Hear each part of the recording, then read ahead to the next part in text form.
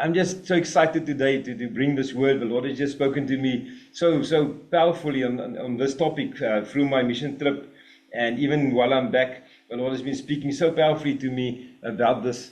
And this is the Great Commission in Matthew 28, verse 19 to 20. Man, unfortunately, the church has started seeing the Great Commission as a great suggestion.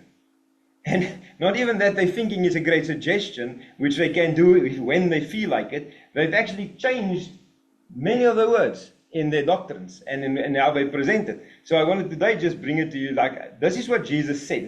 Let's just encapsulate this. This is literally after Jesus rose and just before he went back to the Father and sent us the Holy Spirit. He gave this instruction. This is an instruction from the King, from the Lord, from the author of, and finisher of our faith. He gave us this instruction, and this is like the last thing he said. This is like, man, I'm leaving you with this last thing, this last words I'm leaving with you, and you need to do this. If you do not do this, then man, you don't have to do anything else I said, because you're just flat ignoring me.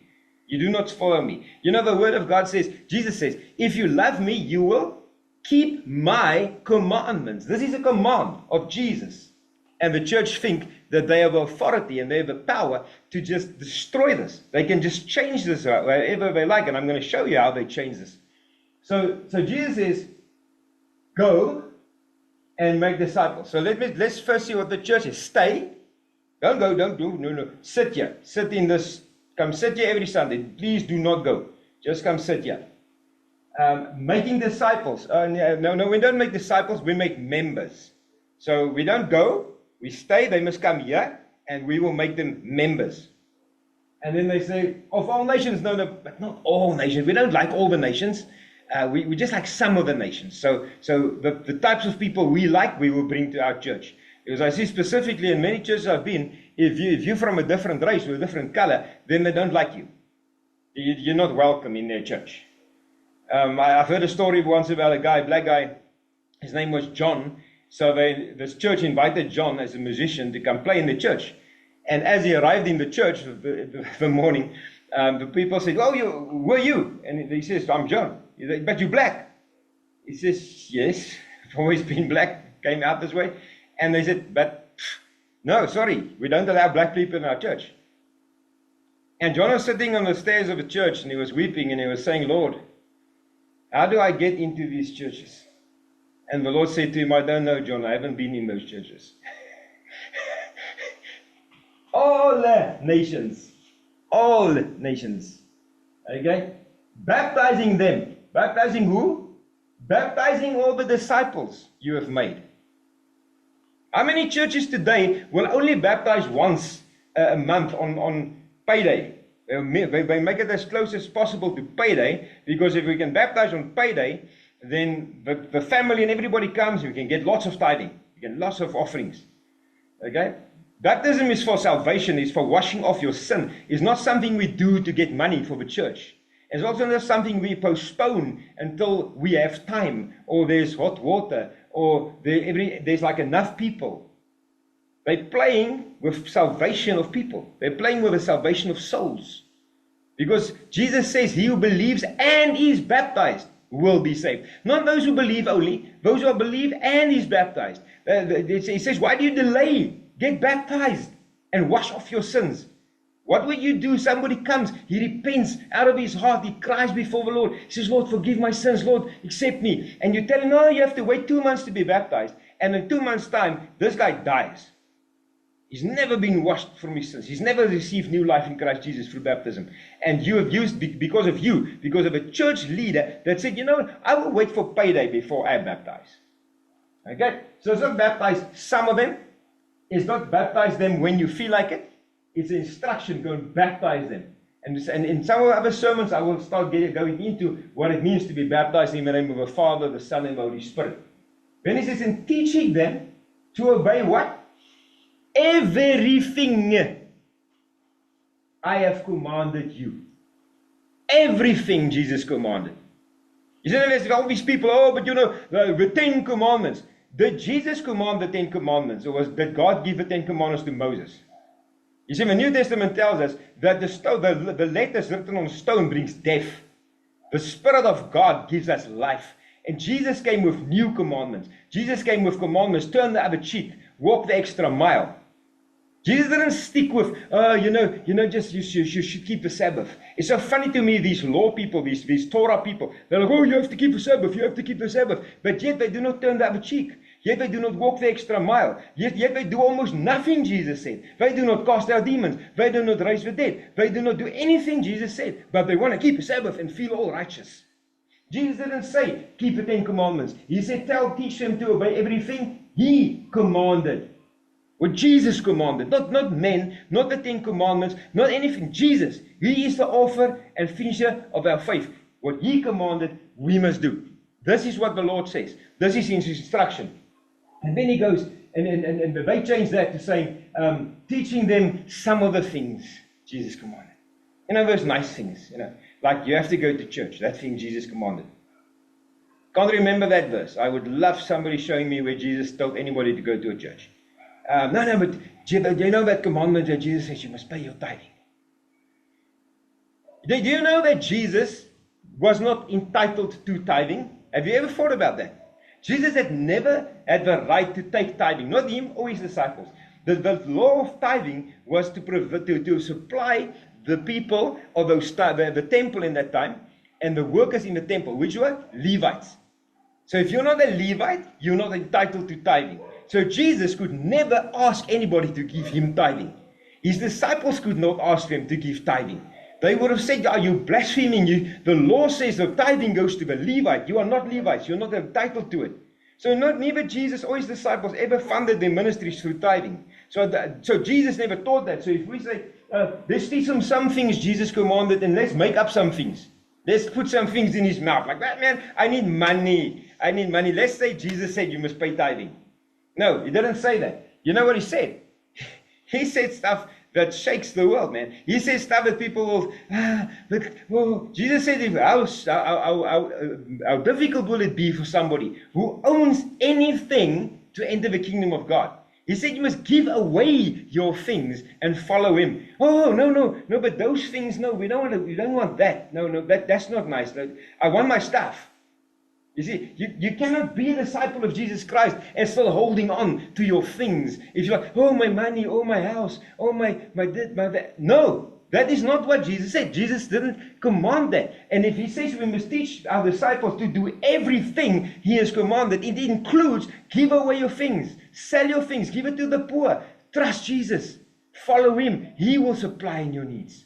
I heard about a prophet yesterday that stood up in the church and he says, oh, brothers and sisters, the Lord, thus says the Lord, the end times are here. You want to suffer. Your nice life is over. If you don't take the mark of the beast, you cannot buy or sell. So you will be in trouble. So the Lord says, you start making vegetable gardens. You must plant your own food. Not Jesus. No, that was not Jesus. I do not know which Lord said that, but it's not the Lord. The Lord says, seek the kingdom of God and His righteousness, and all these things will be added. Actually, that prophet was confessing. The pastor should have said, my brother, it's nice that you confess your sins to the congregation. Because if you read in Matthew 6, Jesus starts by saying this, and it's so powerful. He says, the unbeliever is concerned about what he will eat, what he will drink, what he will wear.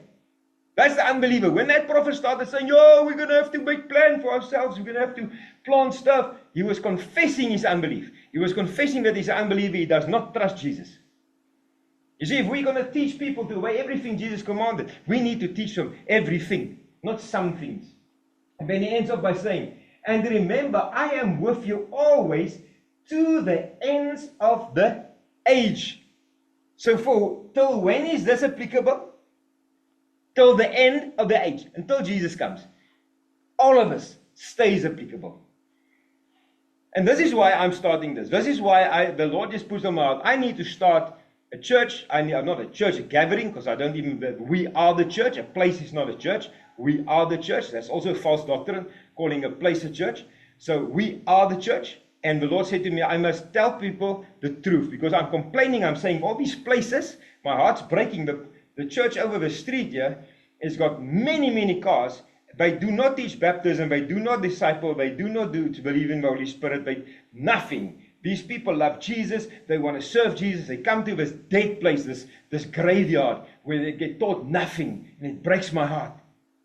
And this is what the Lord said to me, and to my brother also in Carnarvon. He said to us, listen, how can you complain that there's no place that teaches the truth, and yet you do nothing? So we both decided we're going to have to stand up, and we're going to start having to preach the truth. We're going to have to share the truth, because the truth sets free, not lies, not false religion. False religion destroys. False religion is stealing people from heaven into hell. And if I say false religion, I'm not talking only about the Muslim, I'm talking about Christians. I'm talking about false Christianity. Christianity that has been dressed up to look righteous, to look pure, to look correct. But if you measure it up to the Great Commission, it does not comply to anything. So what are we going to do? I'm going to start next week. I'm going to start on disciples, making disciples. What does it mean to be a disciple? What does it mean to make a disciple? Because I believe that 99% of Christians in this world today do not have a clue what the word disciple even means. Because they want to be members of churches. They want to be members of religious groups. But they do not understand discipleship.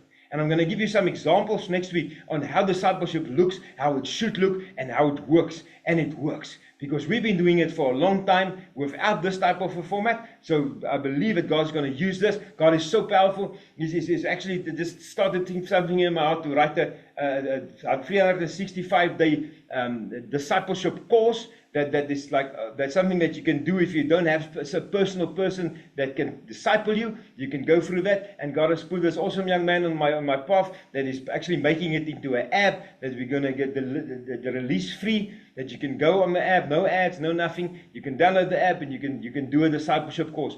God is so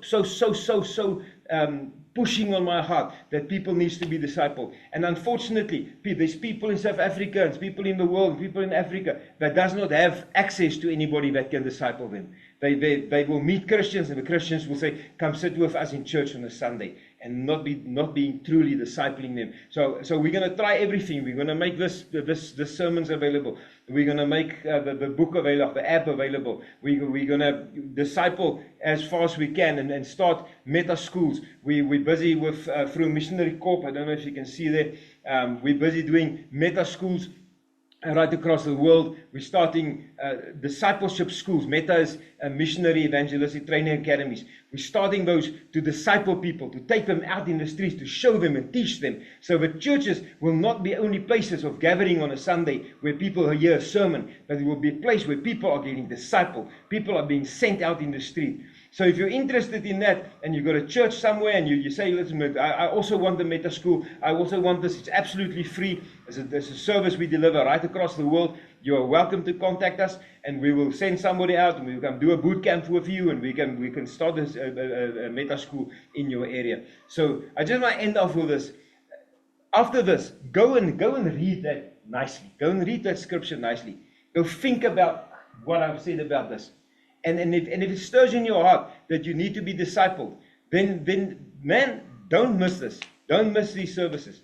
Because we're gonna go into depth about all these things. And we're gonna start also teaching in this platform, because I believe that God is rising up a new remnant in the end, a new disciple movement that will follow Jesus. Not people that say, I'm an apostle, I'm a prophet, I'm a this and a that. I'm just a disciple of Jesus. And I've died to myself. I do not live anymore. But Christ Jesus lives through me. And He wants to touch the world. He wants to take His love into this world. He wants to bring a hope into this dying world. And my heart is just, please guys, please wake up. Wake up. Start getting up out of your chairs. Start getting out of those churches. I'm not saying go leave the churches. I'm just saying get up out of your church chairs and get out in the streets and go take the love of Jesus where it's required. Let us just close in prayer. Father, I just thank you for this morning, and I thank you, Father, for this word.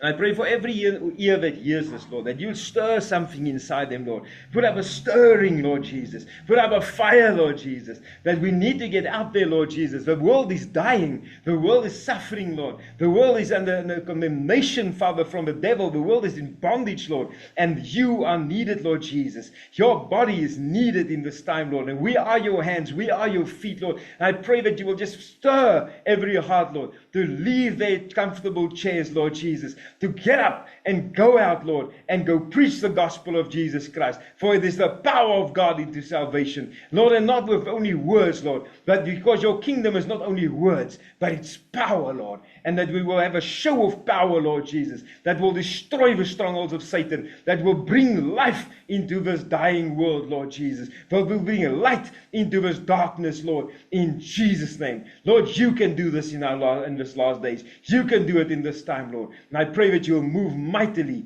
in Jesus' name. Amen. Amen. Thank you, guys. Thank you for joining. Bless you all. And yeah, please try and be here next Sunday. Try and join. Try and see what God is doing.